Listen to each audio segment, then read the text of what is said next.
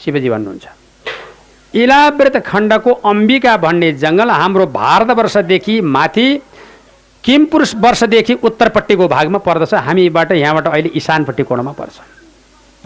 त्यहाँ इलाव्रत नाम गरेको खण्ड अति सुन्दर नगरी थियो। म त्यहाँ बसिरहेको थिएँ पार्वतीलाई साथमा लिएर। सनक सनन्दन सनातन सनत कुमार चारवटा कुमार आए। म पनि नाङ्गै थिएँ निर्वाङ्ग, पत्नी पनि निर्वाङ्गै थिइन्।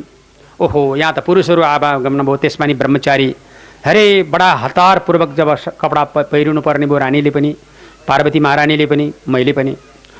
अनि उहाँहरू विदा भएर गइसकेपछि प्रभु यहाँ त पुरुषको आवागमन हुँदो रहेछ, यहाँ त नबसौँ भनिन् मेरी पार्वतीले। शिवजी भन्नुहुन्छ अनि तिमीलाई शरम पुरुषको मात्रै हुन्छ कि नारीको पनि हुन्छ भन्दा नारीको त मलाई शरमै लाग्दैन भनेपछि यहाँ जो आउँछ त्यो सम्पूर्ण त्रिजाति होइजाओस् भन्ने शिवजीबाट श्राप परेको थियो। नजानिकन गएछौ तिमी, जो भयो भयो। अब यसलाई के छ भनेदेखि हेर, दोबारा